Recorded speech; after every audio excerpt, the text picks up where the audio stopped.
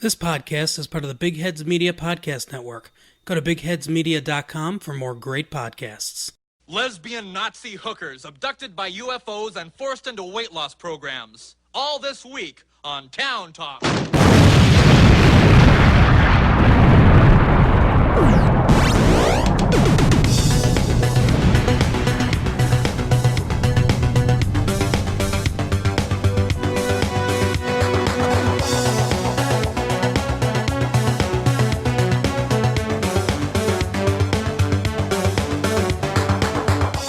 Thank you, Weird Al. What an explosive intro. And now the news. And now, Pod Talk. Pod Talk. With your hosts, Midnight Agent Raw. and Okami, Yeah. a.k.a. Walter Cronkite. Welcome to episode 84 of the Super Media Bros podcast. How are you guys doing? Good. Fuck yeah. I don't know why I'm being retarded, but okay. I don't know. It happens, man. Let's get down to business. Yeah. New Cult Cinema Showdown episode. If you haven't heard. Look, I can tell you right now, this will be somewhat difficult to decide between, because we've got two pretty funny fucking movies to talk about today. One of them being a John Ritter film, which I fucking love John Ritter, and the other one being a Weird Al Yankovic film. We have Stay Tuned versus UHF.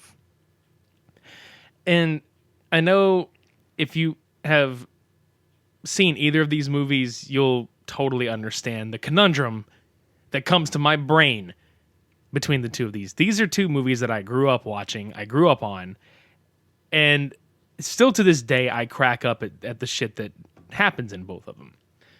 They're a little different from each other, but not too different. This was your first time seeing the both of these, which I was excited for, because I like being able to show, shit to people that, they've never seen. That's what this podcast is doing to me. It's just like breaking my virginity bubble for like so many things. Yeah. You couldn't really hear that, but it was like a pop sound. Wait, hold on. I can't do it. That side, it hurts. There goes my virginity. Blown the fuck up. Screw it. Speaking of script, let's get into this shit. Which movie do you want to talk about first, man?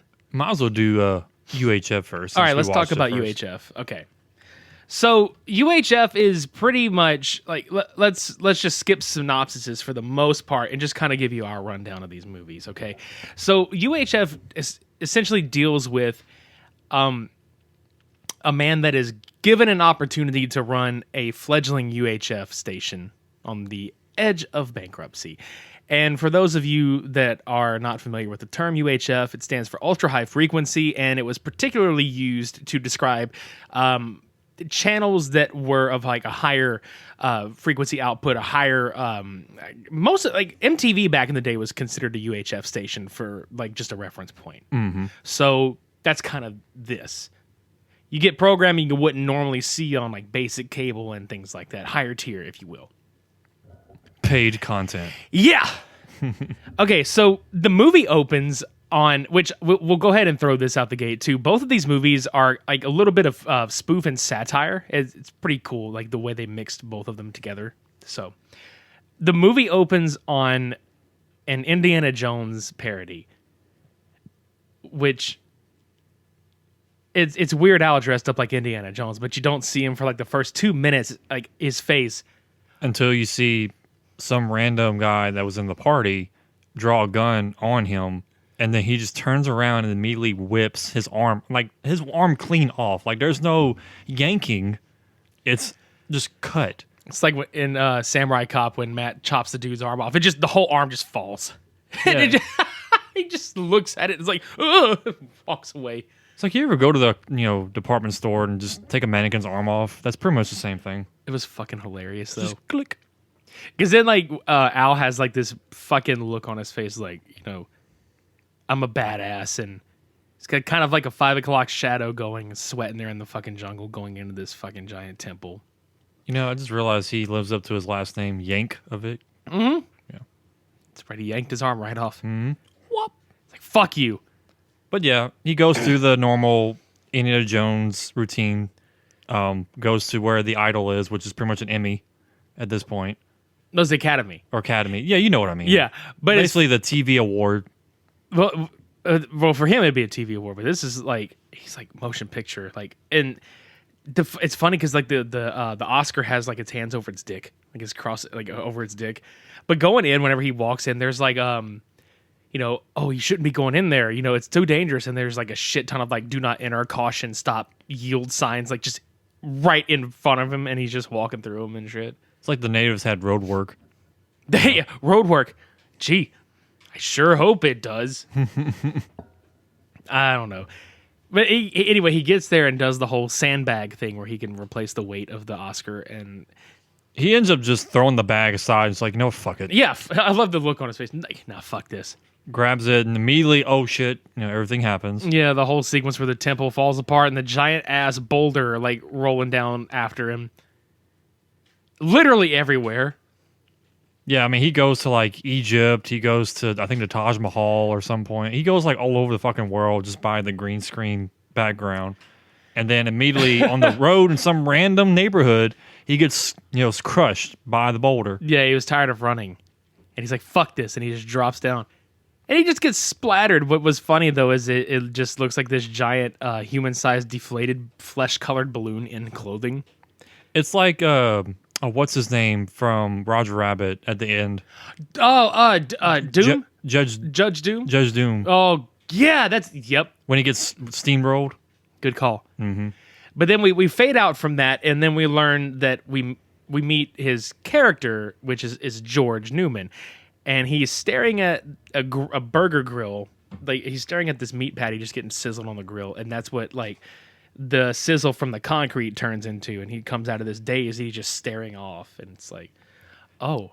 Real quick, did he name himself George Newman because of Seinfeld? No, he did not. This was like right before. This was either right as it started or right before, because a funny piece of information is that his friend Bob, who we're going to introduce shortly, was actually offered, like, they offered the role of Bob to Jerry Seinfeld, who turned it down. Mm-hmm. Michael Richards is also in this, which is also funny because it would have been that, but no, I can't remember the Newman character, and I feel dumb because I read this the other day. The name Newman had to do with like a producer or like somebody in Hollywood or some like an actor or something, but basically that was his kind of like, oh, well, that's like my tribute to it. But it would have been funny. I got you. I was just curious. Yeah, it just popped in mind when you mentioned that fact before this. I was like, wait. Yeah, it would have been fucking hilarious, man. Yeah, this movie was in 1989 and actually opened against Batman. Lost, obviously, in the fucking, box office that week, but nonetheless, the movie has retained a cult following since. But yeah. So we go back to the burger joint where they're cooking, right? And Bob just rolls up and he's like, George, like, snap out of it, So we get kind of some dialogue that suggests George has not had the best track record as far as jobs go. Only because his imagination just runs wild. Like Hulkamania. Yeah. And he feels like his life is being wasted because they're not utilizing his imagination to his full potential. Yeah. And so he burns the fries. We mean like, it's literally like charcoal. Yeah, like, no, I think these fries are just about done. And then Bob is sitting there and he's just like, oh, you better not let Big Edna see it. Look at that whole classic, Big Edna, Big Edna. Like, why are you so afraid of that pathetic tub of lard? And she's just standing right behind him as Bob just face palms. And we're kind of introduced more so to the physical humor of this movie. Because what does she do next? She tosses them literally in the air, has enough time to walk back into the restaurant, and the camera pans back towards the road, and they fall straight down. Oh, yeah. Fucking just beautiful. Mm-hmm. I love this shit. Anyway, they go home, and George is just like fucking upset. He grabs his crowbar. He's like, I want you to take this crowbar, just bash my head in. Just go on, just bash my head right in. He's like, no, I can never do that. You still owe me $5. Yeah.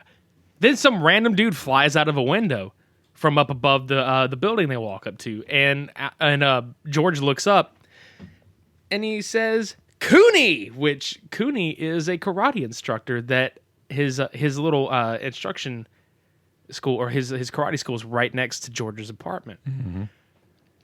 And I love the character of Cooney so much. It's what's it? Getty.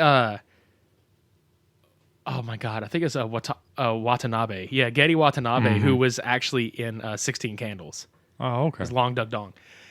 So the dude flies out the window, and George just looks up and he's like, "Oh, hey, Cooney, new students today?" "Yeah, they're so stupid." Fucking love this character. One flies out the window again next to him. He's like, "So stupid." "Yeah, you're so stupid." It's the best. And so we go inside, and I loved you kind of being like, "What the fuck?" at this. So there's just a close-up of a Twinkie getting knifed in half, a hot dog wiener shoved into it, and then easy cheese, just like spray can cheese, just on top of it. George walks it over to Bob. "Look, a Twinkie wiener sandwich. Your favorite." So depressed. And I'm like, is he depressed because he lost his job? Or is he depressed because he's like, man, I have to go back to eating Twinkie wiener sandwiches again? Or is that all he has?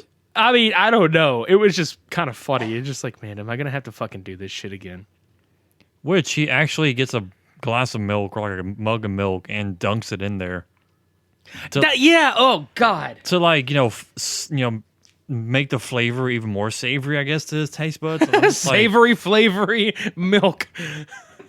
Like, I'm so lost, like, food-wise in this conversation, but okay, continue. That combination of shit. You know what, man? I kind of wish we would have had the forethought to do this. Like, get a Twinkie wiener sandwich right in front of us and try it, just to fucking do it. My stomach's turning from that thought. Exactly. Dunked it in milk and everything. Hell no. Can you imagine the fucking combination of flavors? And the funny thing is, I believe like it's somewhere that Weird Al used to like eat this as a snack. And if he really did, I'm just like, holy fuck, you've got a very interesting taste bud palette there, He dude. must, yeah. He's living up to the name. Yeah. I love Al. Just eat it. Literally. But anyway, so they're talking about, what the fuck are we going to do? Not literally. What time is it? What the fuck we gonna do? Yeah. What time is it? Whole arm busts through the wall with a watch on it, and Al just grabs it. 7:30. Oh, man, I gotta go. Goes to his girlfriend's house. Terry, played by Victoria Jackson, who has been on Saturday Night Live and a few other things. Yeah, he's just, upset again because he lost his job. And apparently, they are having issues over the fact that he keeps losing work, obviously. So Yep. the whole mashed potatoes thing was pretty fucking funny. She's saying the same thing that Bob was saying earlier about getting his imagination to work for him and not against him. Yeah, he makes this like volcano of mashed potatoes. He's just, carving it out. And he's like, hold on, this is very important. This means something. Yeah. Which actually is hilarious if you think about that. And then one of the TV shows that gets pitched later, the Volcano Worshippers Hour. Mm-hmm. So, but yeah, that kind of cuts off right there. And we cut to this party that his aunt and uncle are having. The fucking punch bowl sequence. Yeah, he ends up grabbing, I guess, their dog and just starts spoon feeding him a ladle of punch. Just because. Yeah. Like, there's no, like, context behind it, but there's a point where his aunt is, trying to figure out where Uncle Harvey is, basically. He's out in the back gambling, being, sleaze. And he comes out and he has, like, this big wad of money, and they're talking about, oh, you're gambling again. He's like, well, this is for your Rodeo Drive shopping spree, stuff like that. And he pulls out a deed, and she's like, what is that? Oh, it is some deed to Channel 62. Some little station on the brink of bankruptcy. It's too bad I got to dump it. And she's like, well, who's going to run it? And he's like, I have no idea. And she's, wait a minute. I know somebody perfect for it. And it turned the camera to George, and he's still trying to spoon feed the dog the fucking punch. And she's like, oh, George, come here. I got a great idea. And he just drops the dog into the punch bowl. Yeah, the dog is just like, what the fuck? Just boop. And it's like fancy punch bowl too, guys. We're not talking about like, oh, it's just like a bowl with punch. It's like, it's got the flowery shit on it. It's like a big glass bowl. Flowery shit, like sliced oranges in the punch and everything. Dog just right in. And it's like a white and brown dog. So the punch gets all over it. It's just like, oh, that dog had to have a couple of baths after that, probably. Must have. And that should have been a one-take thing, too, if anything. He's like, just throw it in there. Yeah. Just mindlessly. But it was funny. It was one of his many ideas. It was a good idea. Mm-hmm. I laughed. I thought it was great. I know you did, too. We were just like, what the fuck? Har. Yeah. So they let George take it over. And they visit the station. Like, George and Terry go there, like, right then and there at night. They drive out to it. And they go inside. George sees this mad scientist man in there whose name is Philo and is the chief engineer of Channel 62. It's like, hey, hold these. I've got an experiment. Hold them further apart. Yeah. Gives him these two like connectors from these huge cables. And he's basically testing to see if it can withstand what was it, like a 10, 15,000 volt shock or some shit? I think it was 60. Yeah, something absurd. You know, something, I mean, shit, 10,000's absurd. Hell, even like 1,000 is probably way too much. Yeah. So we get that, typical, like, oh, he holds it and gets electrocuted and his hair froze out and he's just like, holy fuck. And cuts out to the next day. Bob and George show up to start running the company. And we're introduced to Pamela, who is the receptionist there, played by Fran Drescher, pre-nanny. Yeah. Which she's actually funny in this one. I don't mind her so much, but she got a little more annoying as the years went on. But this movie, she was actually like used pretty well in. Yeah, I can agree with that because I was kind of going into this with like a cringe, but she was actually really good in this film. So yeah, I loved it. So she's sitting there, and she's like, "Oh, how can I help you?" And he's like, "Oh, I'm George Newman. I'm your new manager." And she's just like, "Oh," and you're like, and he just has this "I just murdered everybody's hopes and dreams" look on his face. Yeah, because she was trying to like advance for like past 2 years, and she can't do that when the company's actually going through different owners because she wants to be a reporter. Yeah, which is really her forte, as she says, which is really fucking funny. Yeah. So while that's happening, there's a fucking commercial, and this is kind of the start of many things we see throughout this, and stay tuned. There's a commercial on TV. It's a car commercial for Crazy Ernie's car. And it is the same guy that plays Tom from Tom and Bobby's commercials and the store in Ernest Scared Stupid. And he's just like, I got red cars, I got green cars, I got yellow cars, I got white cars. I got so many cars. And you know what? If I can't sell any cars by the end of the day, I'm going to club this baby seal right here. And the seal's just like nodding, yeah. I'm a club a seal to make a deal because I'm Crazy Ernie. And it's like, holy shit. Oh, that was amazing. Yeah. I just thought of like Big Bill Hell for a second watching that. I swear, dude. big seal hell. Yeah. We'll club your seal. That's yes, right. We'll club her. Challenge missing. Wait, what? Challenge missing. If you can miss the seal. Without getting tired, you get no down payment. No money down. That's, big seal hell. God damn it. Yeah. That needs to be a fucking car shop. It is now. So anyway, like, they're going over expenses. George and Bob start to kind of go over expenses for the station. They're just like, man, this station could really use some new material and like all this other shit because it's a bunch of reruns. Pam walks in and she brings them some mail that got dropped off there for Channel 8, which is like one of the big network channels in town. It's the big network in town. Yeah. So George decides to take responsibility to go bring this package to them. Which they tell him is not a good idea. Because the owner is a dick, basically. The owner is the biggest dick. In fact, his name is Richard, so he is a dick. Mm-hmm. R.J. Fletcher.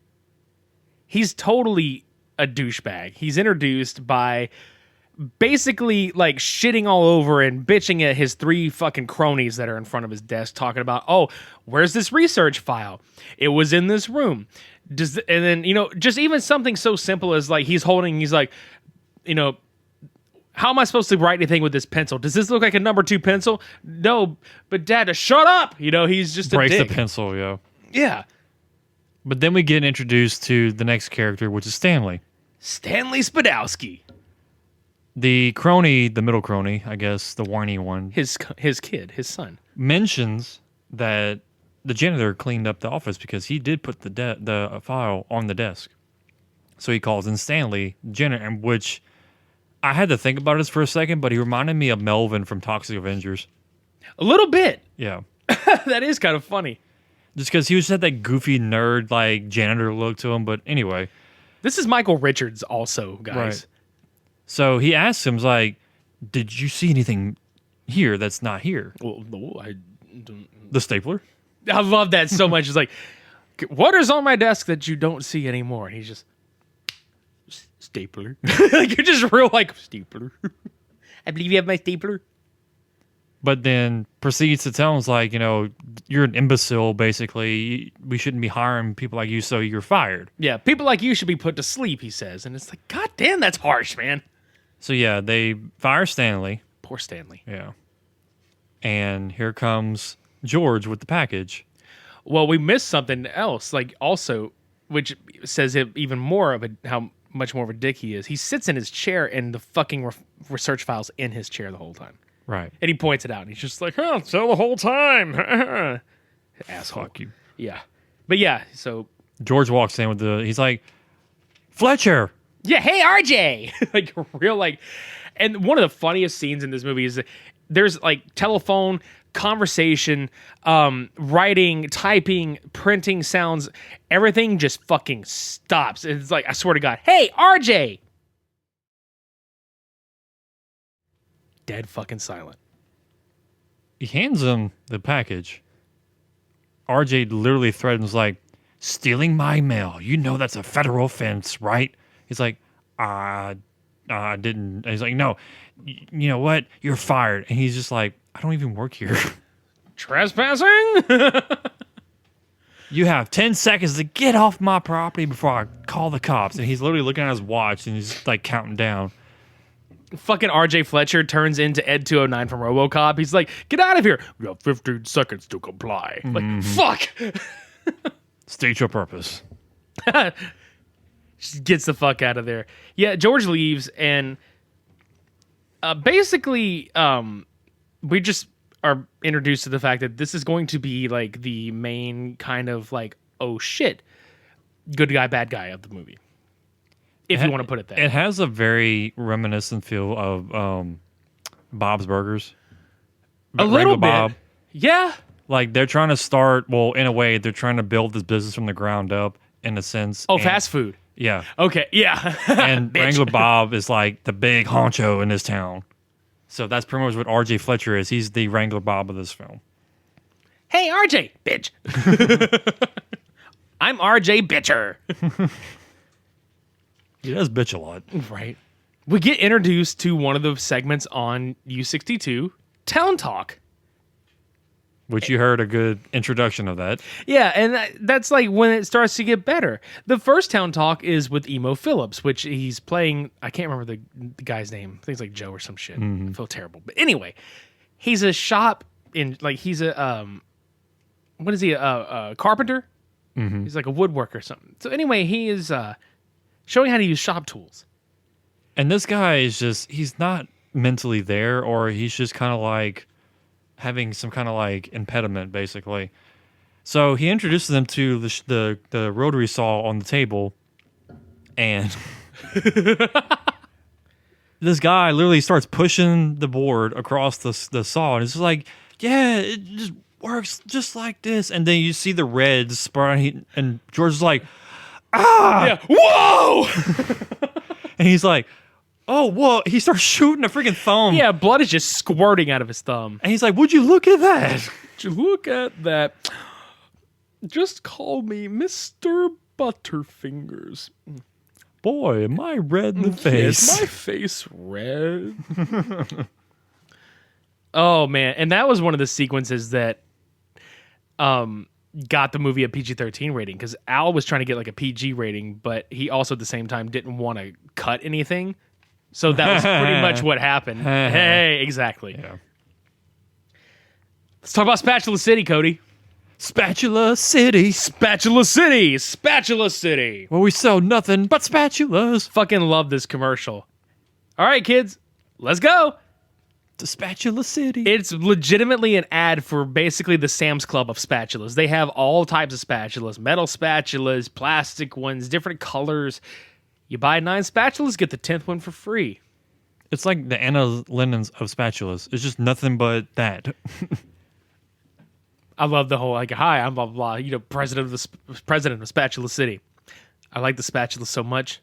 I bought them all. Yeah, I bought the company. like, what the fuck, dude? As he was reading with his eyes on his face, like, yeah, I am so-and-so president of Spatula City, just moving his head like a typewriter. Yeah, and then he has this look on his face like he's almost psychotic in ways. Like, I love the spatula so much. I bought the company. And then it's just like, wow, what a great-looking spatula. And we kind of get a feel for what the fuck we're in for after this point. So let's take a trip over to Uncle Nutsy's clubhouse, where Weird Al is Uncle Nutsy.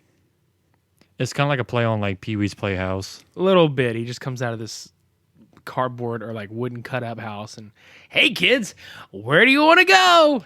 To Uncle Nutsy's Playhouse. Yeah, to Uncle. Yeah, he's all excited at first, but nobody else is. He's like, that's right, to Uncle Nutsy's clubhouse. Where there's like 6 kids on the benches. Yeah, what's your name? Billy? Spits right in his fucking face. It's like, what do you want to do, Billy? Hey kids, that must be Bobo the Clown. And Bob is dressed up like a fucking clown. Best fucking scene. He pops out of there. He's like, like with this fucking horn. Look up, look down. Now look at Mr. Frying Pan. Literally gets hit in the face by one. Yeah, like they kept this scene in the movie because when they shot that take, David Bowie, the guy that's playing Bob, gets legitimately hit in the face and actually split his lip open. So if you slow that down, you could actually see the split in his lip covered up by the red makeup on his face. Mm-hmm. So the genuine discomfort and reaction from here on out is because he got smacked in the fucking face with a metal frying pan. Uh-oh, Bobo fell down, go boom. And then immediately after, he's like, you need to try these treats, or I forget what they call them, but... Oh, Mrs. Hodgins Burger's buttery biscuits. And it's actually some dog biscuits by mistake. Whoops. I fucking love that. That's right, everybody. Bobo's been eating Mrs. Hodgins Burgers. Oh. Bobo's been eating Yappy's dog treats. And you see that discomfort in his face. Is like, oh. Goes and vomits. I love that. With real chicken. What was it, chicken? With real tuna and liver in each bite with a hint of cheese. With just a hint of cheese. And you just hear in the background, God damn it, yes. Plots are us. Oh, God. When you're tired of the same funeral homes, it's not burying your loved ones right. Yeah, it's like people just stuck upside down head first into the ground and shit. It's like, come to Plots R Us. There's free parking. And try our new salad bar. It's like so fucked up. And during the midst of all this, George announces Terry's a dentist, so she's working on somebody in the dentist office and the TV's playing. There's like a special announcement and George wants to take her to dinner for their anniversary. Oh, for a birthday. Birthday, that's right. Yeah, I thought it was her. Yeah, it is her birthday. So he announces it on TV. George winds up falling asleep while crunching numbers with Bob, and we get the whole Beverly Hillbillies Money for Nothing music video. Mm-hmm. It's a nice little nod right there. Yeah, set to the tune of Money for Nothing by That's the Way You Want It. Dire Straits. Yep, I fucking love that. Oh, yeah. But anyway, he wakes up and he's like, oh shit. Like he fucking realizes what time it is, goes to reach for the phone rings, and Terry is pissed. She's like, you can forget all my birthdays because we're through. Yeah. Basically. So now George is depressed. Yeah, because severely. Yeah, on top of that, they found out that they're like a few days away from bankruptcy. Yeah. So he goes through literally the playhouse or the clubhouse, Uncle Nutsy scene again, and he's just, where do you want to go, kids? No response. That's right. It's Uncle Nutsy's clubhouse. And boy, are we going to have fun today. We'll talk about how miserable our lives are and how we'll all grow old and die someday. I want to go home. Shut up, you little weasel. Just depressive as fuck. And then he like gives the whole Roadrunner Coyote speech, and he's like, it's that typical like, oh, like where he's just repeatedly mocked and maimed. I hope you enjoy it. And just sad. Now, we forgot that Stanley, towards the beginning of this, was actually being harassed by the workers of Channel 8, got his mop taken away at that point, and he's severely obsessed with his mop because he got it when he was 8. And George is like, well, if you want, I can have you come work for me at my news station. He's like, oh, yeah, can I have my mop? Yeah, he's like, I'll be the best janitor in the world, all this other shit. And George's like, yeah, sure. Like helps the guy out because they were assholes to him at Channel 8. So as he does the spiel with the Roadrunner Coyote cartoon, he walks up to Stanley. He's like, hey, you want to be on TV? Oh, sure. He's like, yeah, you're on. And George walks away. And Bob's like, hey, where are you going? It's like, going to get a drink. It's like, but you don't drink. Well, right now sounds like a good idea. And honestly, I can't blame the poor son of a bitch. I mean, he's lost countless jobs. This one's failing. He lost his girlfriend. I mean, he's putting his uncle's station in the shitter, basically. So what else can this guy do but go get drunk? Yeah, so they're sitting at the bar. And before they put their drink order in, you kind of like subtly hear the bartender on the phone being like, yeah, I've never seen anything like it. It's on right now. Hangs the phone up. What do you have to drink? Beer, blueberry daiquiri. TV comes back on from commercial and everybody rushes the bar to look at the TV. And it's Uncle Nutsy's clubhouse, but it's with Stanley. And he is just an instant hit. Yeah, he's got the kids riled up and everything's going perfectly. The kids are reacting. He's killing it. Like he's a fucking natural at this. He's just fucking killing it. So they notice this and they're just like, holy shit, But he gives this entire just emboldening speech about his mop. He's like, I want to show you something. He goes, gets his mop, and he's makes this whole metaphor about how life is kind of like this mop. Sometimes it gets dirty and full of dirt and all this stuff. He's like, you got to clean it out. And then you got to put it and you got to rinse it out, and you got to mop the floor. You got to start over, basically. Yeah, you got to start over, but sometimes it's not good enough. You got to get down there with a toothbrush and scrub the hell out of it. And when that doesn't work, you got to just stand up, run over to the window and shout, these floors are dirty as hell, and I'm not going to take it anymore. And the whole bar erupts in like this giant like pep talk speech. Mm-hmm. So you obviously get the idea that Bob and George are like, fuck, we have a hit. And they instantly made Stanley the star of the show. Yep. Stanley Spadowski's Clubhouse is a fucking success. And here's where we start getting like the movie starts really kind of rolling as far as like it's starting to fire on all cylinders and just funny bit after funny bit. So George has been pitching all these new shows because Bob informs him, hey, like Stanley's doing good numbers. The fucking sponsors are coming in. They want these spots, all this other shit. It's like we could really use like if we could come up with some more shows like this, we'd have a hit. And George is like, oh, I've actually been thinking of a few. What's the first one we fucking get? Wheel of Fish. With the karate instructor as the host. Cooney! Oh my God. And it's a giant wheel with a shit ton of different kind of fish strapped to it. This whole sequence it had that Japanese game show just feel to it. Like, cause first of all, like the concept is dumb as shit. Second of all, the host is crazy and just out there. I mean, Cooney's just nuts. And whenever he gets one of the contestants, the returning champion, to spin the wheel of fish, she gets a red snapper. Oh, very tasty. Very tasty. It's like, now you get to choose either to keep your fish or choose the box. Yeah, choose the box that Hiro-san is bringing out right now. And you're like, holy shit.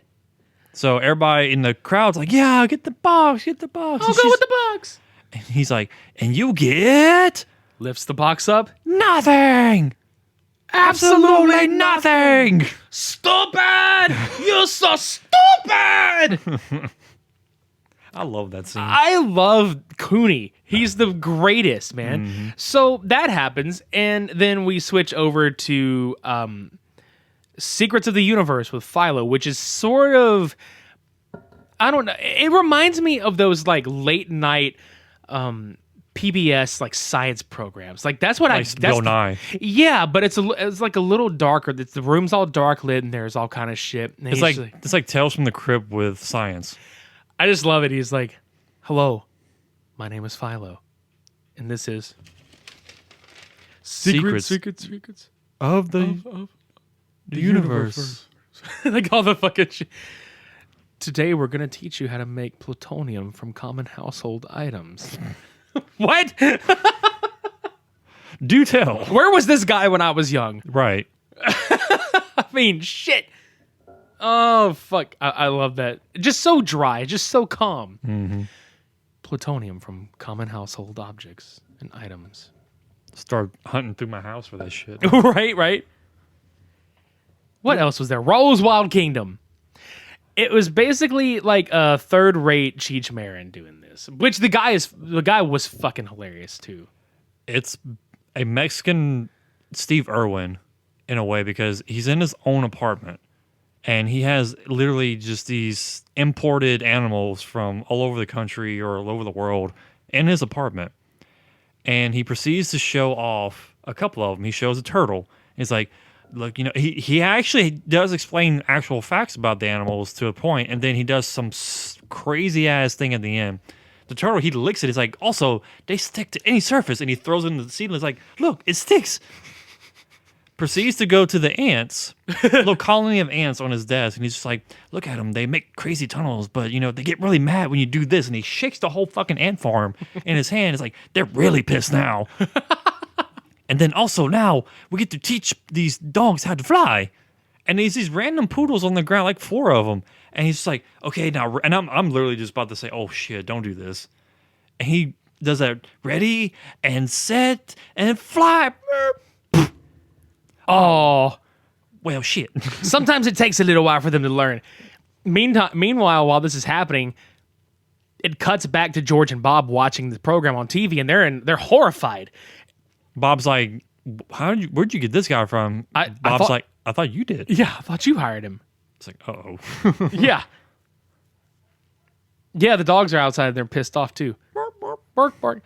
So yeah, that happens, and then then George calls Terry and leaves a message on her answering machine, and basically he's like, I'm in hell. Pick up the phone. Which is hilarious because when Victoria Jackson is sitting there looking like she's about to cry because of it, she's actually covering her face from laughing, because when they shot that scene, Al was actually off camera shouting the fucking answering machine lines at her, and she was trying not to laugh. I mean, you can see her smirk. It's pretty funny. Right? So then we cut to R.J. Fletcher, apparently who has a birthday, and his son gets him a watch. He's like, got you a watch, Dad. I know you're going to love it. He opens the box and it's like, this is a fucking Rolex. Yeah, he's like, this doesn't look like a Rolex to you? No, Dad, shut up. Just same kind of shit. Basically, he's just like disappointed because he's like, my son's a disappointment. I didn't get this, or this, or this, or this, or this, or this. So he's a piece of shit. Yeah. So the other guy comes in and he's like, hey, you need to, check into Channel 62. They're starting to gain a following. And he's all basically like, you think I'm worried about some pissant fly-by-night UHF station? And take that ridiculous thing off. And he's wearing this fucking hat with like a raccoon tail attached to it. Yeah, it's like a little cowboy hat and has all the specks and stuff like that, little shiny bobs and whatnot. So we're thinking, oh, he's going to take the hat off. No, he takes off his mustache. Looks like a fake mustache. He just looks so defeated. Just, oh, okay. Back to Stanley Spadowski's clubhouse for the fire hose. Yeah, so this kid and these 2 older people are like fighting for this marble inside of a like sandbox of oatmeal, like actual watered down oatmeal. And it's like, oh, you found the marble, the blue gemstone marble. That means you get to get the hydrant or the fire hose. Yeah, you get the drink from the fire hose. So he puts him on this like riding horse, Just covered in oatmeal. drags him to the fire hose, and you hear like this laser sound, this shot from the fire hose. Pew, pew. He fucking, are you ready? Yeah. Okay. Opens the fucking hose. It just blasts this poor bastard like. And it's so funny because it's a stream of water and just this dummy just falling over. Nobody gives a shit. And it's the best ever. Mm-hmm. Cut to Raul getting a shipment of animals. Like, we're going to be going through, like, back and forth some of the shit that's happened. Like, because it cuts a lot to different, like, TV shows that they're doing. So, yeah, he's checking in all the animals. Like, yeah, we got 2 porcupines. We got 2 quails. And we got a box of badgers. And he's like, badgers? Badgers? We don't need no stinking badgers. It's fucking hilarious. Like, it just pans to his face like this big old, like, close-up. We don't need no stinking badgers. Then it cuts to Terry coming home to her apartment, and George has filled it with balloons and flowers and love stuff and blah, blah, blah. And just pining for her affection. yeah. And then we get introduced to Conan, the librarian. He's like, excuse me, sir, have you seen the books on astronomy? He picks him up by the throat. Have you not heard of the Dewey Decimal System? So he's Conan, the librarian. And this kid walks up with like, these books are a little past due. And he's just like, ah! Slices him in half, like literally cleaves his ass in half. Yeah, and it's so comedic because like the puppet that was there just just splits in two. You're watching Conan the Librarian. Saturdays at 7 p.m. only on U62. So we get pitched this entire like show lineup that happens, and it's like a combination of George slapping them on for a Friday night lineup and all this other shit, and it's like Wonderful World of Flim, Druids on Parade, the Volcano Worshippers Hours, and the World of Dirt. Yeah, followed up by it was Fun with Dirt, something like that. And the station ratings come in, and Bob is freaking out. He's like, George, the ratings are in. And he's like, oh, don't tell me we actually charted. And he's like, we're number 1. Yeah, we have 3 shows in the top 5. Yeah, he's like, Stanley Spadowski's numbers are through the roof. It's the station got like a high share in the, in the ratings. And he's like, we're the number 1 station in town. They freak out. Then you see a lot of other commercials for like staying fit. And it's like these 2 wrestlers that are headbutting, and it's like staying fit. Bowling for burgers, strip solitaire, practical jokes and bloopers, celebrity mud wrestling. All this on U62, and then Stanley's face pops up. Be there. Yeah. Yeah. Yeah. Just so he's such a doof, and I love him. Be there. Yeah. He kind of reminds me of my dog. If Stanley was a dog, he would be Odin. Because he's just so excitable and goofy and just like a lovable oaf. Be there. Oh. Yeah. So RJ naturally is pissed off about U62 beating them in the ratings. Because all their sponsors and everybody's taking away their funds from the company from Channel 8 to go fund Channel 62. They're losing money. They're hemorrhaging it out now. So now we have the plot to the movie that gets thickened. So Harvey is a gambler. Uncle Harvey is a big gambler. He lost a bet on his horse race, and now he owes Big Louie, who is the guy that sets all this shit up, $75,000. And I just thought of this. He reminds me of Dr. Claw. That's the whole idea. He's like, you owe me $75,000.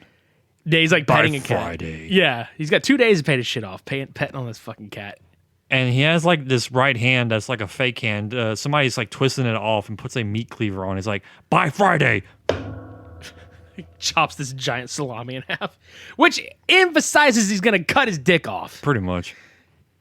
And then right at that moment, Harvey Bilchik gets a phone call from RJ Fletcher. And you know where this is going. He's going to buy the station off of him. And you know that Harvey's going to accept it because he needs the money. Mm-hmm. Yep. And then what does RJ do? He comes into the station and starts measuring shit. And George's like, what are you doing here? He's like, oh, I'm just getting measurements, for my new property. He's like, what? So, yeah, by Friday, all this will be mine. All I have to do is, get a signature from your uncle. And it's like, wait, my uncle sold the company to you? I was like, yeah. And then Bob pops in and is just like, no, wait, you can't do that. Nobody can own two channels or companies at the exact same time. And it's illegal. And he's like, oh, well, you know what? That may be the case. This might make a good parking lot. What a piece of shit. So immediately you see Harvey loading up on a taxi to try and go to this business deal. His wife is like, okay, well, you tell me later, basically. George calls his aunt. She's on the phone, and he tells her what's going on. She's like, he did what? Harvey, get your ass in here now. It's like, oh, shit. Now everything's going to shit. And for Harvey. Yeah. So meanwhile, while this happens, Philo hears over everything that's happening and decides to put a camera tap in RJ's office at Channel 8, which will come into play later, but you're just like, holy shit. Mm-hmm. So how did he sneak in there? He's Philo. Yeah. We'll find that out later, too. We'll file that out later. Yeah, exactly. File that under, U for unknown. Yeah. Anyway, so before we get the next part of the plot, we get introduced to a couple of other commercials, which is more of a town talk with George, where it's like the ante is upped, where he's, what did he say? Sex with furniture, your thoughts. Yeah. Shoves the microphone in his face. He's unlocked the secret to Al Capone. Aha! Road maps!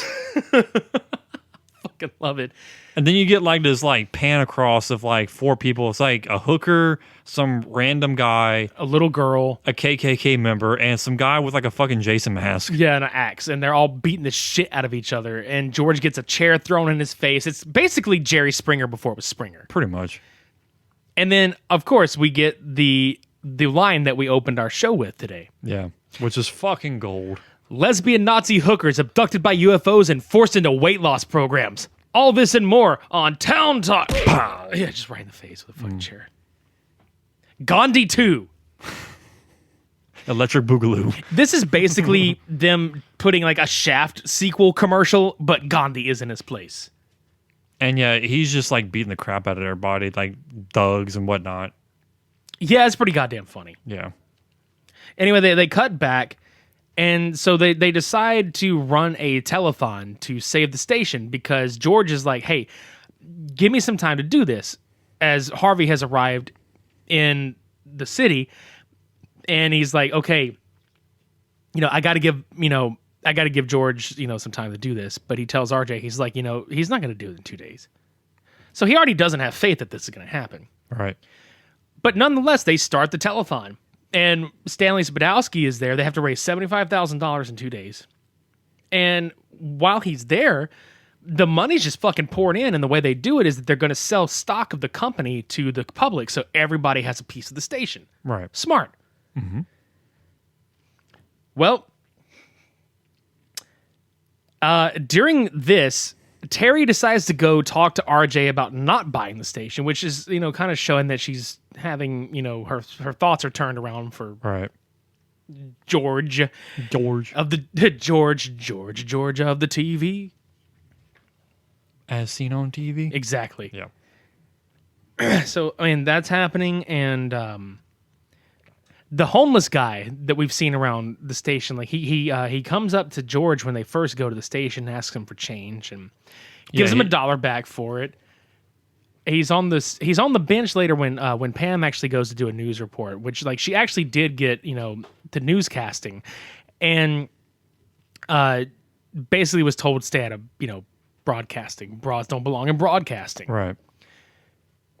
So now this guy has hit up RJ, and RJ just gives him this penny, and he's like, wow, and he's all excited about this penny. He's like, thanks, mister, which will come into play later. They kidnap Stanley.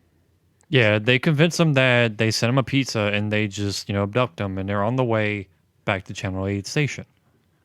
And he's blindfolded, and he's literally being the obnoxious person that he can be to these guys, and they're just on the verge of trying to murder him. And they're like, no, we can't. We got to just keep him occupied until everything goes to shit. I like anchovies. Yeah, I like anchovies and peppers and olives. But, I like nothing on it but anchovies. Just a whole pizza with nothing but anchovies. So, yeah, they bring him back to the station. Angelina Anchovy. Anyway. Yeah. Let that mull over for a second. Yeah, that's what that sound was. Yeah. No. But, yeah, the guys are basically playing poker while they have Stanley tied up, and he's still being obnoxious as shit. So one of the guys literally puts him in the closet and closes the door. It's like, shut up. All while. Yeah. George finds out he's gone because he goes to see Philo. Philo gets him and he's like, hey, look, because he sees it on the camera. And he's like, what are we going to do? George's like, I'll handle this. So he takes off running. And it's like, instead of getting in his car and driving there, he's on foot and is over, it's that parody of that dramatic running to the rescue kind of sequence. Mm-hmm. But what do we get? We get a full-blown fucking Rambo 3 parody. Yeah, I mean, he's all decked out in like this like muscle suit, like all like... This very moist, like oily, nasty, too muscular... For Al. Bodysuit. And he's proceeding to go through this scene where he's saving Stanley. He ends up meeting RJ, and he's shooting him with this like AK in his hand, and he's not even hitting him at all. He's walking up to him with his bow and arrow, puts it in the quiver, or in the slot, I'm sorry. And they're literally like 2 feet away from each other, and RJ's still shooting him and not even hitting him at all. Shoots the arrow and blows him up. All you see is fucking foam. Yeah, they didn't make any foams about it either. No. About hiding all the effects and shit from everybody that got blown up. Because that happens a lot too. So basically they set it up like Rambo is saving the prisoner of war, which is Stanley. Right. And they get out of there, but along the way, literally everybody that comes across him just gets fucked over. Yeah, like they have a line of like infidels on the hill, and he just takes his machine gun, just like mulls over one direction. They all just drop at the same time. Yeah. But then, yeah, they try to get on this helicopter, which they had to pay this like The guy helicopter $20. rides. Yeah. Helicopter rides, $20. Fuck yeah. So yeah, they proceed to escape, and all you see is George busting into the office while all of them are just standing there. Oh yeah, because they make that face whenever they start, like, because in the helicopter sequence, he shoots down RJ's helicopter and just starts blowing everything up, and he's like, ah! You just hear,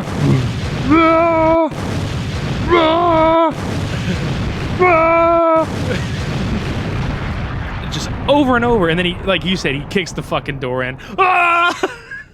It's like, who the hell are you? Your worst nightmare. Yeah, I'm your worst nightmare.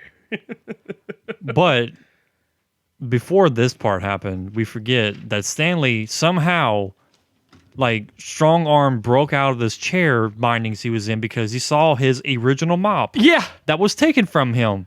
And he busts out of the chair. He's just going fucking nuts over these guys. He hulked out.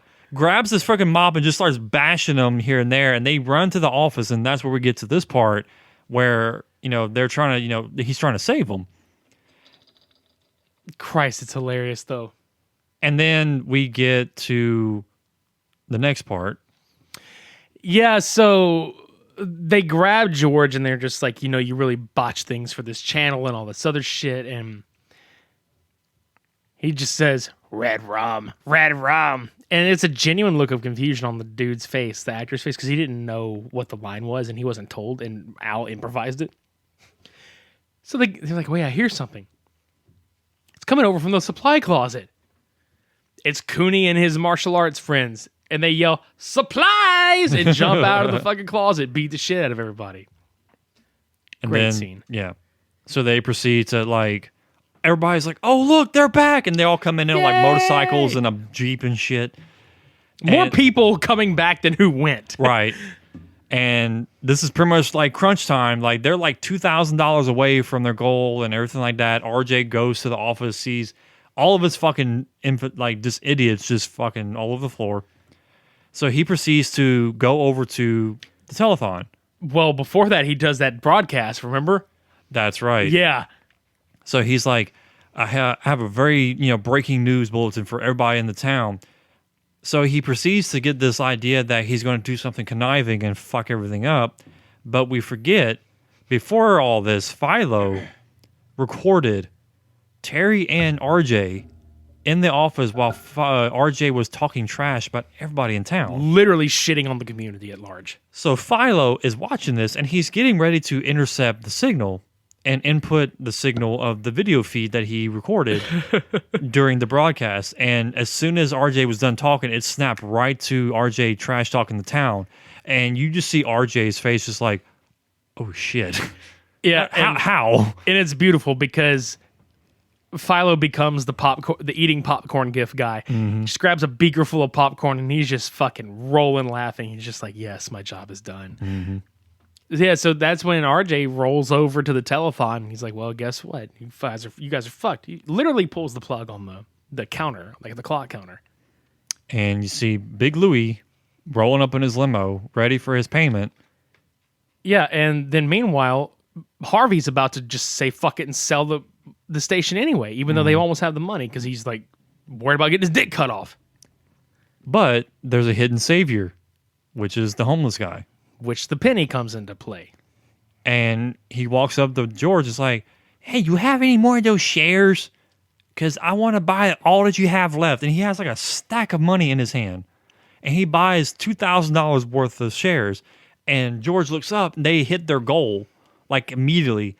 So they nod to each other. It's like, okay, grab the money. Here you go. They bring it to Big Louie. He's like, here, Harvey said this is for you. And he's like, Drives away. And then RJ's like, hey, wait, what are you doing? Where are you going? And you see Harvey signing the paper to George and literally won the fucking station. Now everybody in town can keep Channel 62. Yeah. And it's such a happy ending. But we have to point out some funny bits for the end of this, okay? Mm-hmm. Okay, so the penny that RJ gave the homeless dude was actually like this rare Denver mint penny worth a fortune. So he got all this money. He bought all the shares of the station and shows RJ that, hey, I got a nice watch. It's a Rolex. And RJ just like crumbles and cries. And holds him and hugs him. Because not long before that, the FCC shows up and revokes his TV license and fires him. All because of what he called everybody in town. Yep.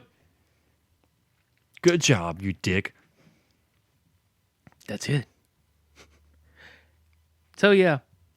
Philo is an alien, by the way.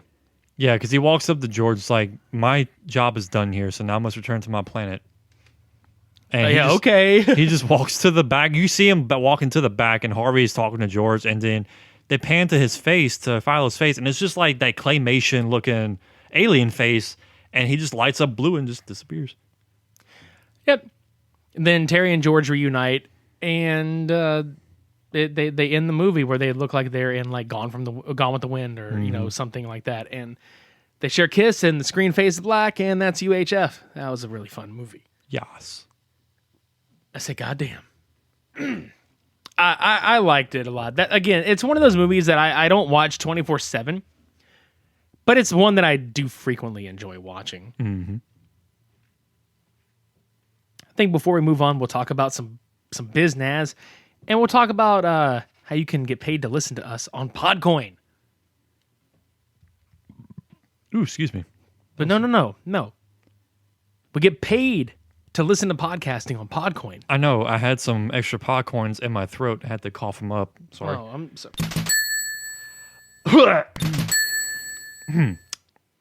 Tastes like victory. That's it.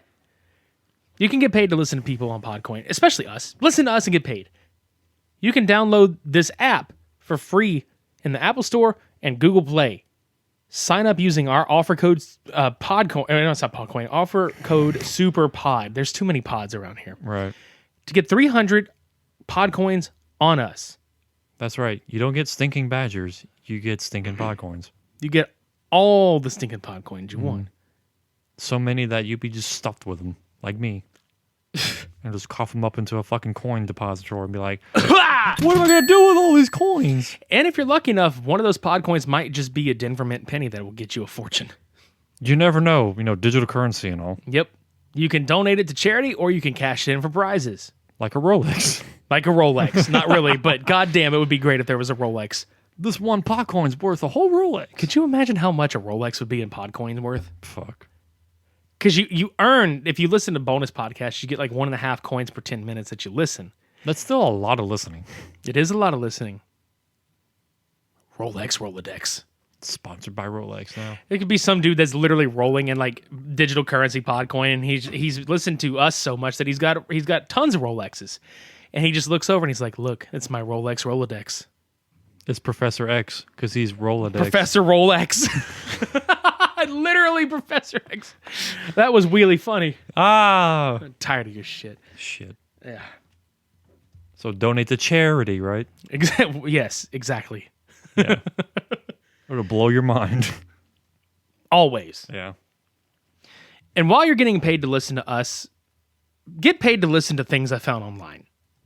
In a world where digital content barrels towards us at relentless breakneck speeds, where posts and memes and tweets and snaps rain down a punishing assault of attention-grabbing data, 3 heroic podcasters with a strong background in broadcast media are taking on the internet. Each week, we break down the trends, technology, and connections that are transforming our lives. We are Things I Found Online. Available wherever you get your podcasts.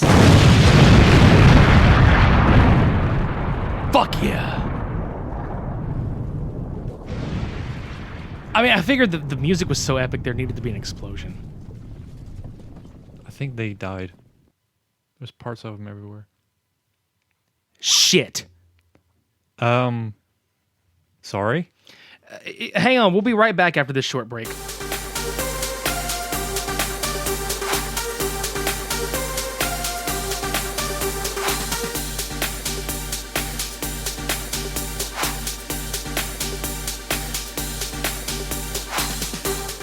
The power of music. Yeah, okay. Put them back together. Yeah, I think we've got them stitched up enough that they can go do more episodes of their show. Sorry about that. Thumbs up.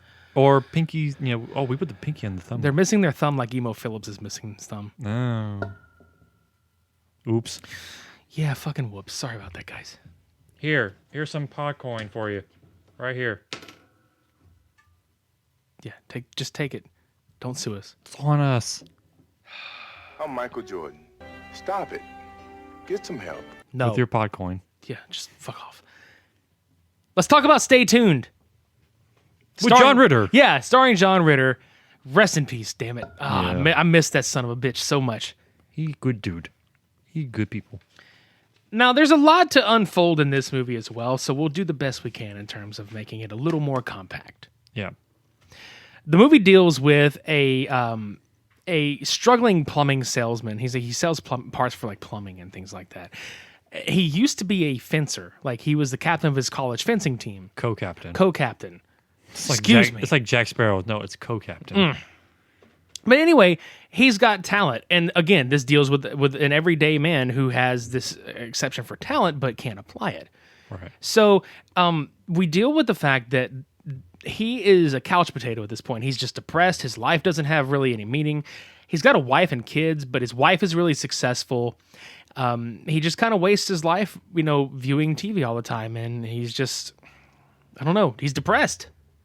There's a part where she's just demanding that they go run away to the mountains like they used to do. And he's just like, yeah, and, 3 minutes and 14 seconds from now, we'll go do that. Like, he's so obsessed with this basketball game.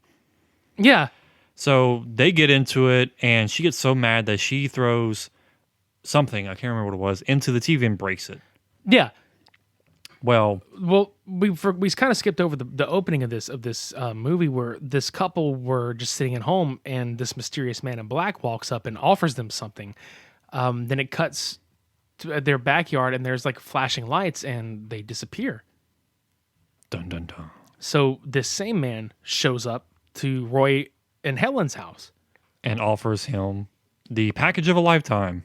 Literally, not his dick. Yeah, but this satellite TV. Could you imagine that, though? I'm here to give you the package of a lifetime. Oh, what kind of deal is it? My dick. Oh, I see. I see pee-pee. I see insane clown penis posse.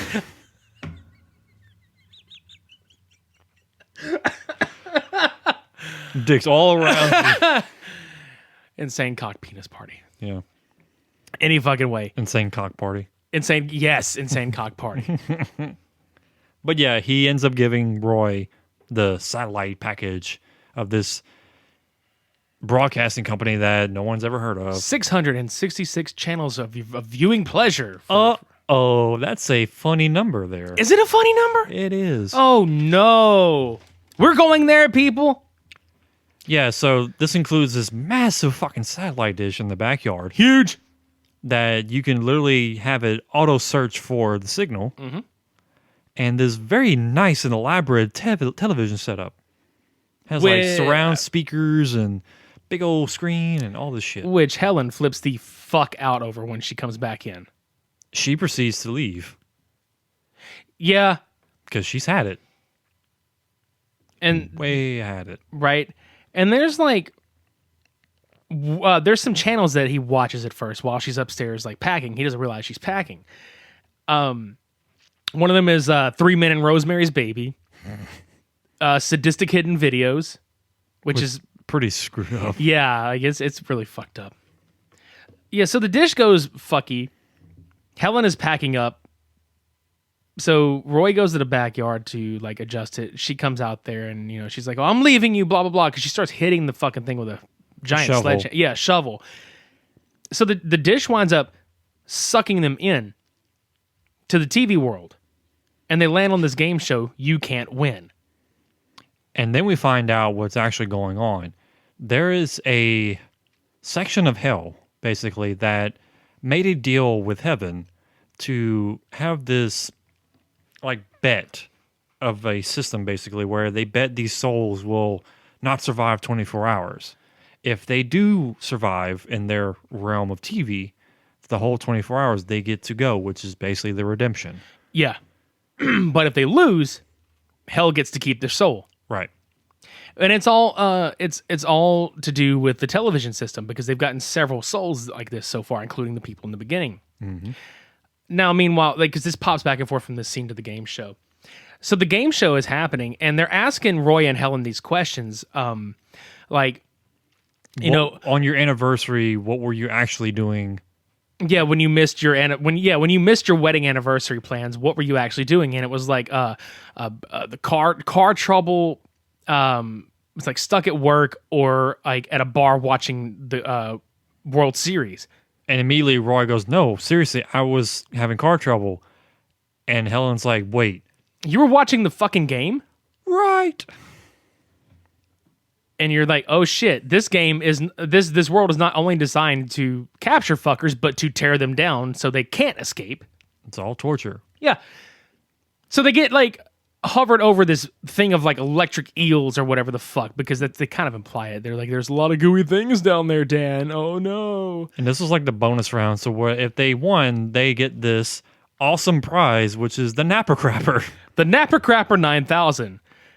The greatest fucking invention that has never happened. It needs to. You can watch all your television series from your chair without having to leave, to go to the bathroom, to get food, anything. There's a refrigerator with beer in it on the left side. There's a swing around arm that holds a television set. And there is a shitter in the fucking seat of this thing. The Napper Crapper 9000. Buy it now. On channel 666. That's it. So yeah, the final question before their ultimate demise was at hand. Which one was involved in seeing their ex? Was it A, Roy? B, Helen? Or C? Both. Roy and Helen. So Helen wisely figures out that the ex-lovers they are seeing are each other. Mm-hmm. And they win. And they go through door number one. Door number one. Or door number one. Which they end up going to the next channel, which is a knock of the wrestling channels or the wrestling shows. Yeah, and this is kind of how like we get introduced to what the fuck is this staticky shit, and it's pretty much like a portal to different channels. And like you said, they wind up in a in an intergender tag team wrestling match, which is fucking hilarious because, Roy's like, oh, I've seen this enough to know what's going on. And It's fake. yeah, it's fake. And then he fucking gets kicked in the kidneys, and then he gets like a back suplex in the ring, and they're dropping him on the hardest parts of the ring, like the edges near the ropes and shit. And he's just like out of breath. It's not fake. It's not fake. Run. Run. But they wind up getting their asses handed to them. And then Helen eventually gets the girl to knock out the guy with like this like punch, basically. Yeah. And then she grabs a mic stand and no, she doesn't do that. Calm down, Satan. She grabs a mic stand and just pelays the shit out of both of them with the ass of it. And those are heavy, dude. That's like solid iron right there. Yeah, I've had one dropped on my foot before and it didn't feel good. And it was just from like a half a foot. Mm-hmm. So getting it is half a foot now. Yeah, exactly. So like getting it full blown swung into their face, the base into their face, the face of base, if you will. They saw the stand. It opened up their face. It saw the stand. Ouch. Just, God damn it, that hurts my face just thinking about it. But yeah, they did eventually win the match, and you get this feeling that Roy is jealous of Helen because of her success in her career, because they make it to where when they win the match, Helen's like, yeah, no, I won for us. And she's like, okay, we both won. And it's just like you kind of get this like sense like, okay, what's really going on? Like, are they having more troubles than just not having a good meaningful relationship? Or are they just like, okay, Roy's just, having a down moment in his life? Yeah. But while this is happening, we get introduced to Eugene Levy's character, who is Crowley, and he gets into an argument with Spike over some of the things happening, like, where they're at. So Spike gets pissed off, and he winds up sending him into the TV world. He just fucking doop, and there he goes.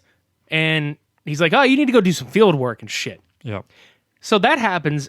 They win the match, like you said, and then they go to the next one. There's a portal in the ring that they fall through, and this is around the time where the son Daryl comes home from school, and they find out their parents left, which they actually had left the night before to set up their parents being able to go out on a date with each other, right, or just leave town because they know they're fighting and all this other shit. Mm-hmm. So Diane sees the note on the door saying like, sorry kids, had to leave town, blah, blah, blah, be back later, all this other shit. So she assumes they both left. So Diane invites all of her friends to come hang out. And when they do, it's kind of that like, oh, are you fucking kidding me? Kind of, it's the annoying like preteen teenager shit. Right. Daryl the whole time has realized that there's something wrong. He turns on the TV and he's thumbing through like different commercials and shit, like Autopsies of the Rich and Famous, and then the Max Hell commercial where it's a play on the whole Maxwell, like it'll blow you away shit. Right. Northern Overexposure.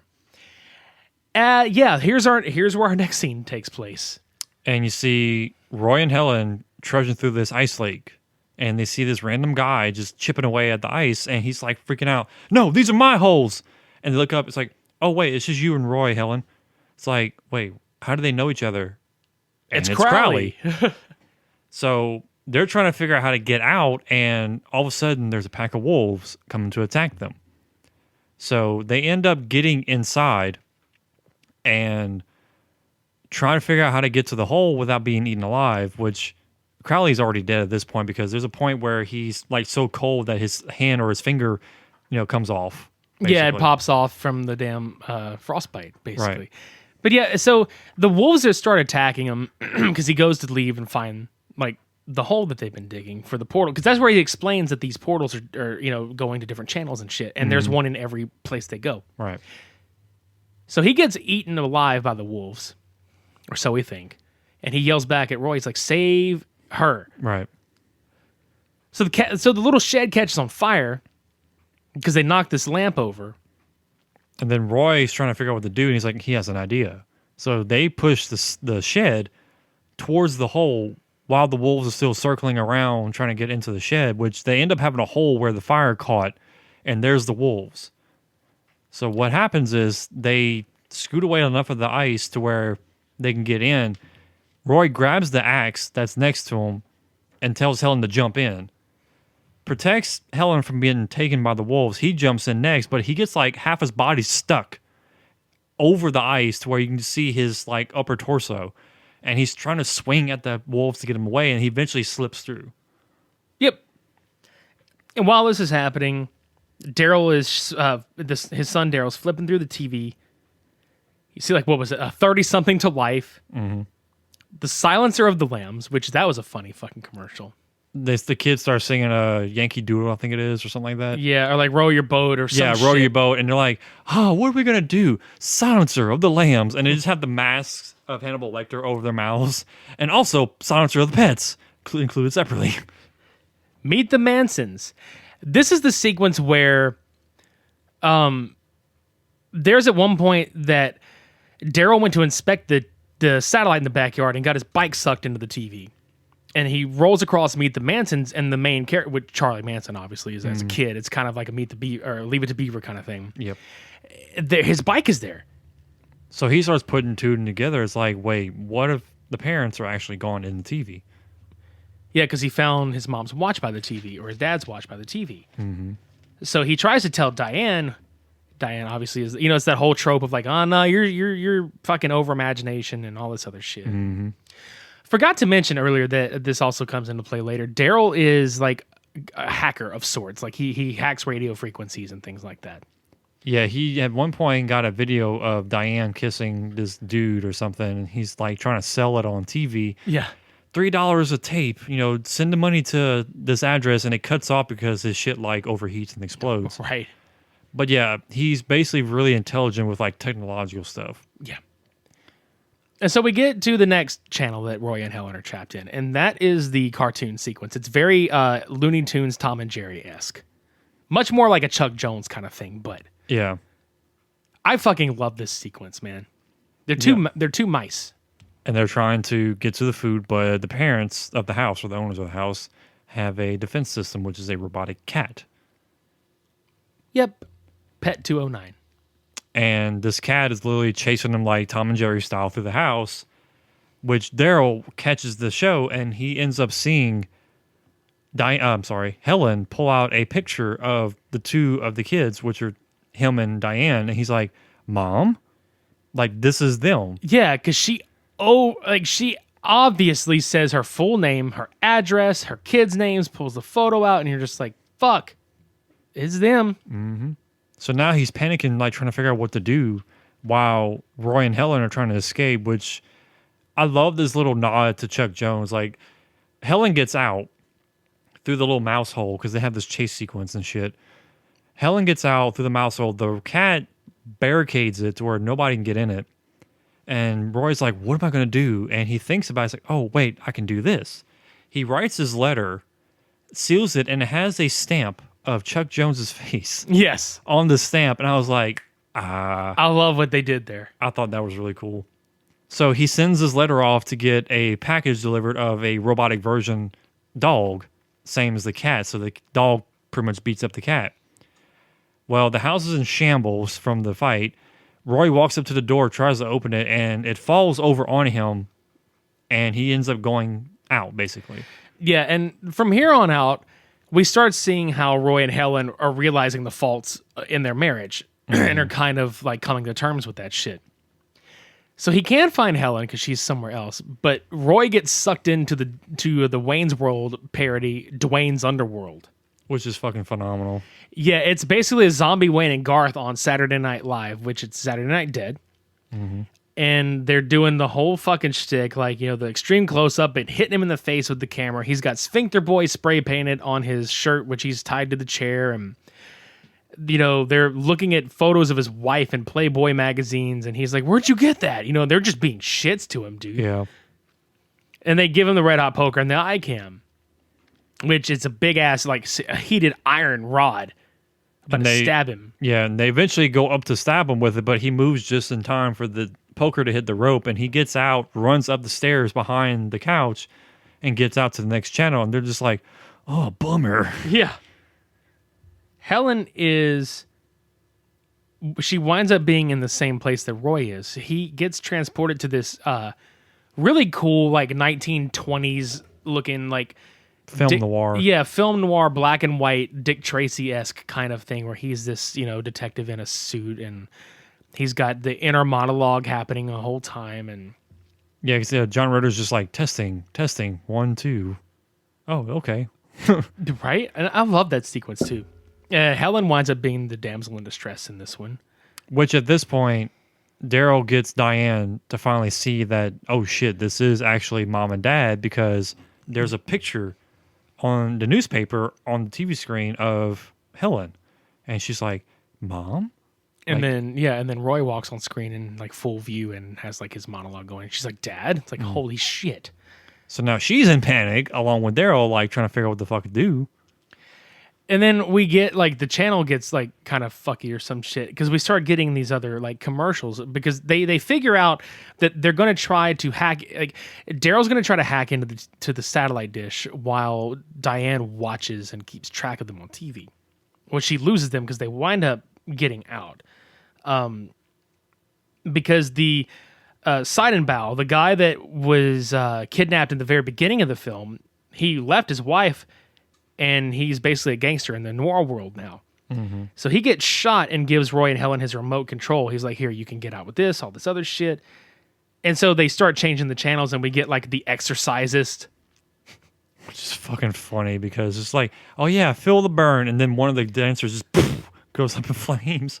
And it's like, okay, now we have neck turns. Let's go. And they do the whole like, Exorcist head turn. 360. That feels good. Now vomit. Yogi beer. Yeah, so if your kids want to act like your parents, like, deadbeat drunks, this is the beer for them, because it's not alcoholic, but it still makes them feel like they're deadbeat adults. Yogi beer. Yum. Yeah. Anyway,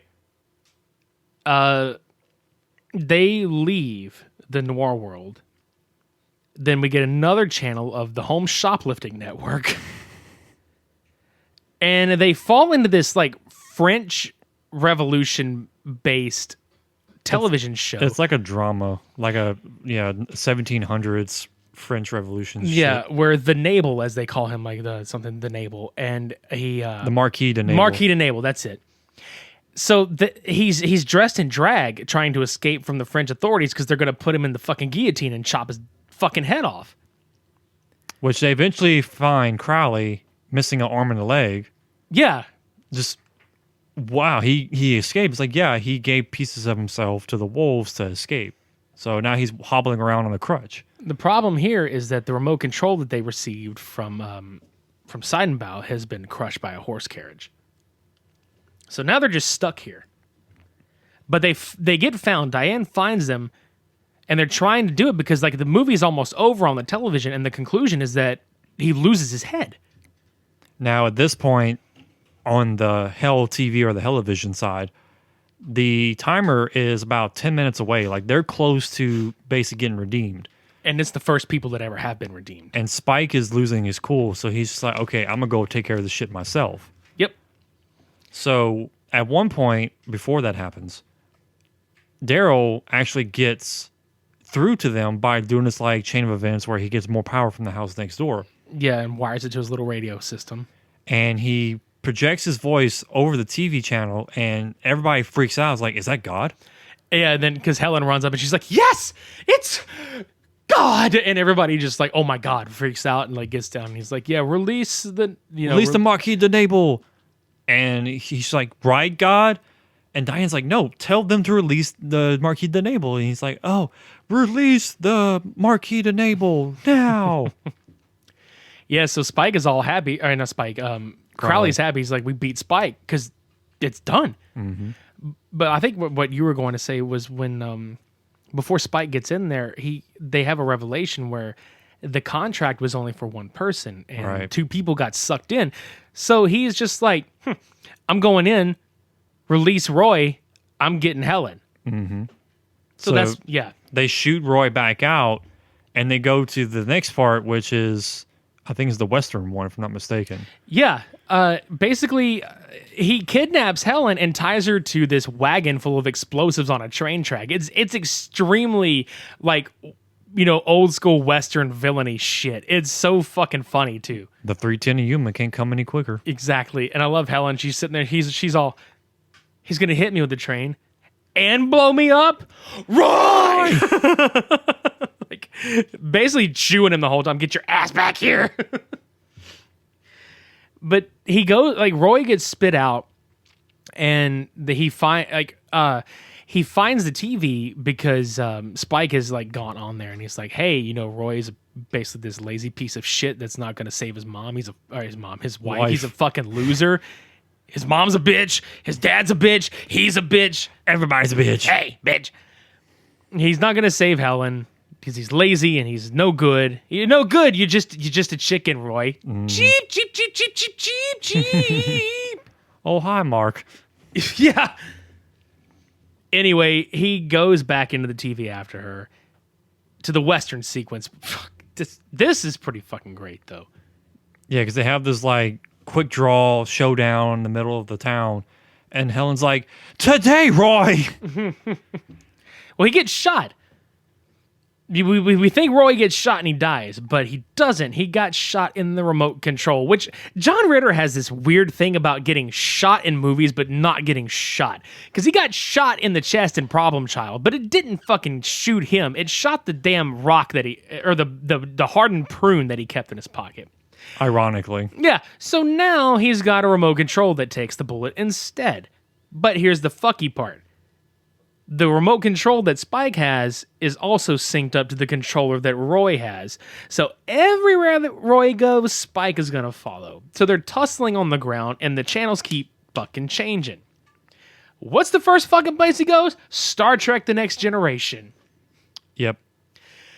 And it's funny to see John Ritter as Picard, white hair, bald, spinning around in the captain's chair, and literally every other character being played by the same dude that played Spike. Mm-hmm. I think some of the funniest parts in there, the crash test dummy one was funny.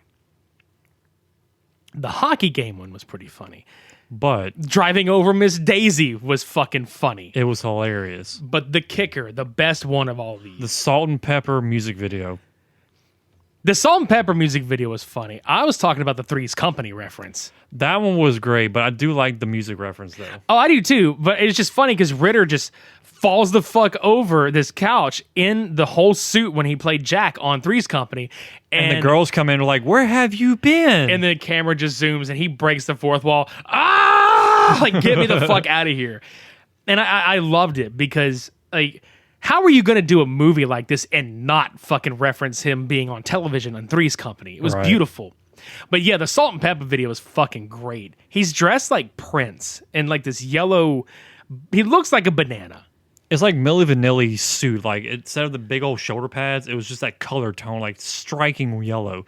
Had the hair like curled up and everything like Prince, and he was trying to fight through the dance group to get the remote along with Spike as well. And all that shit goes down, all while you hear the beautiful, loving, awesome rap of Salt and Pepper. And Spinderella. Fucking love them. Oh, yeah. Okay, so he finally gets his hands on the remote control, and as you can hear, the ambulance back there is going to take away the loser of the day, and that is Spike. He sends his ass away via the remote control. And he gets to Helen, but there's a problem. They can't change the channel. Because they ended the frequency on the broadcasting side. So now they can't change channels. So what do you do when you want something to go away, Cody? You turn it off. Holy shit. So right as the train hits the wagon and blows everything up, they've hit the off button and are spit back into the real world. And then we get the sequence where they're all coming to and everything like that. The dog from the next door neighbor's yard breaks through, which is their fucking Rottweiler, jumps after the family, and the dish pans over to the dog and grabs the dog and sucks him into the world that Spike is in, which is like the Count of Monte Cristo. I forgot about that sequence. Right. Because at one point, Roy gets sucked into the Count of Monte Cristo and puts his fencing skills to the test and basically sword fights and defeats Spike. And at this point, when they go back to that sequence, he's up in the chandelier, or he's up in like the big fixture hanging from the roof, way up in the air. And the dog is literally at the bottom floor, just waiting for him to fall. And you see Crowley in a suit of armor hobble over, and he's just like, "Well, Spike, you lost. What goes up must come down." And he just chops the rope that the chandelier is attached to and drops him to the ground. Here comes the doggy.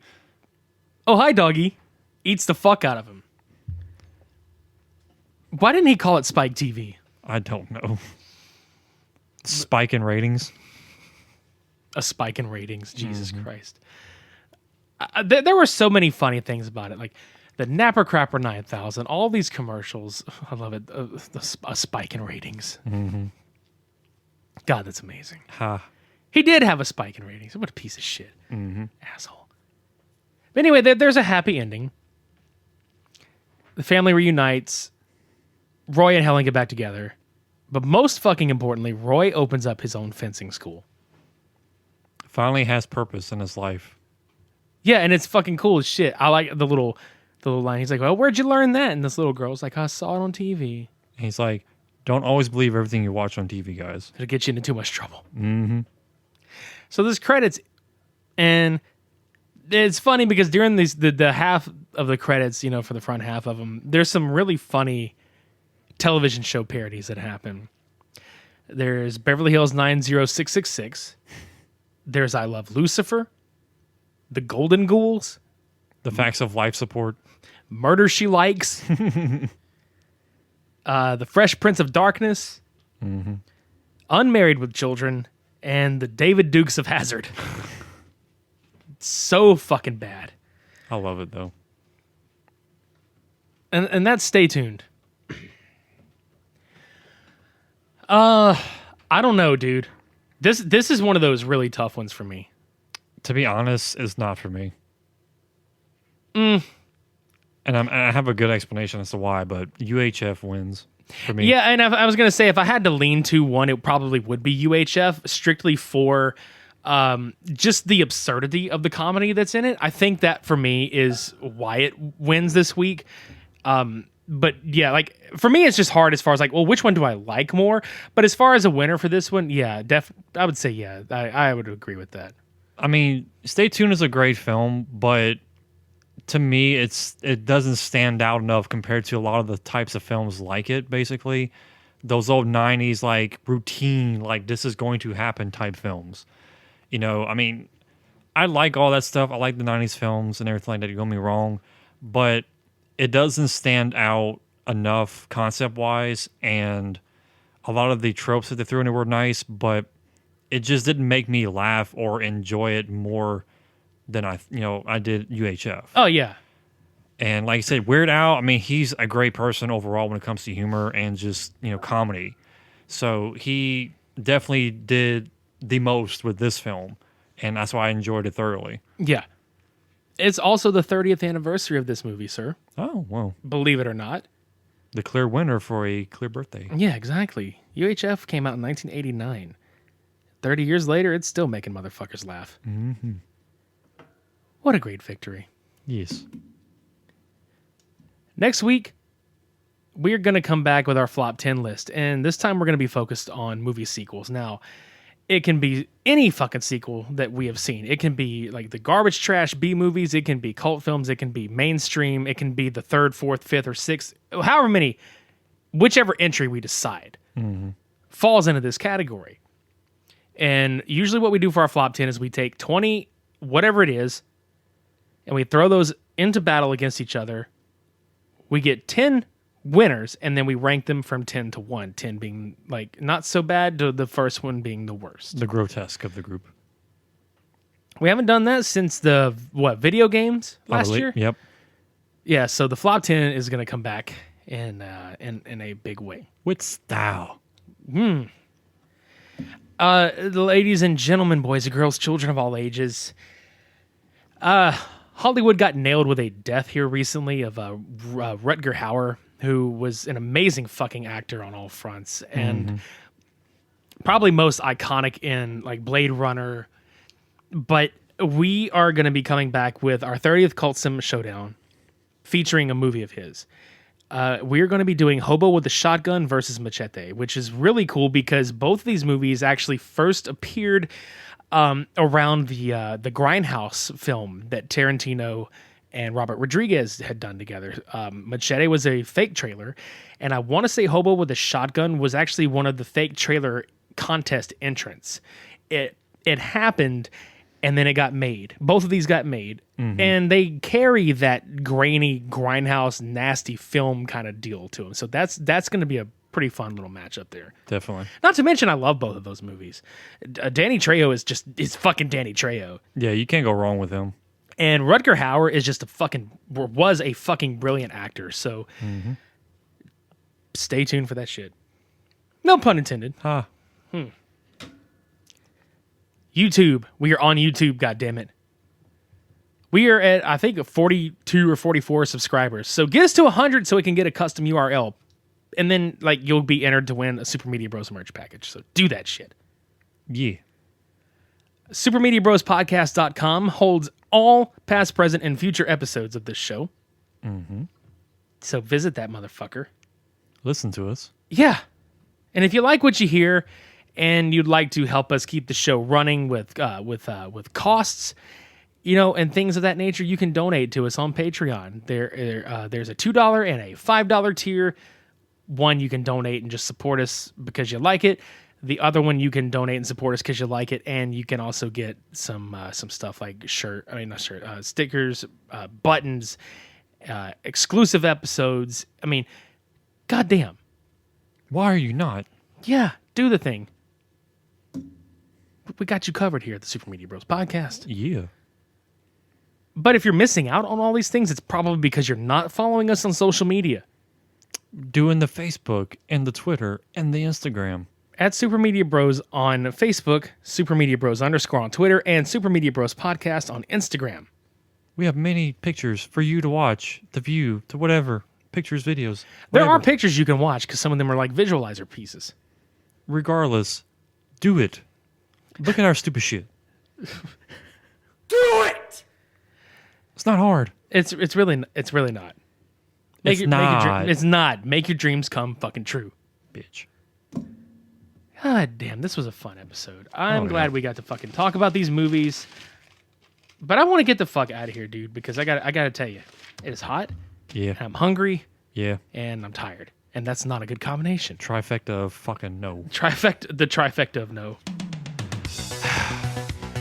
It's called Cinema Showdown 29, episode 84. Fuck yes! Damn it, this was a great one. Until next time, I've been Midnight Agent Raw. And I've been Okami. Shades on. We're off.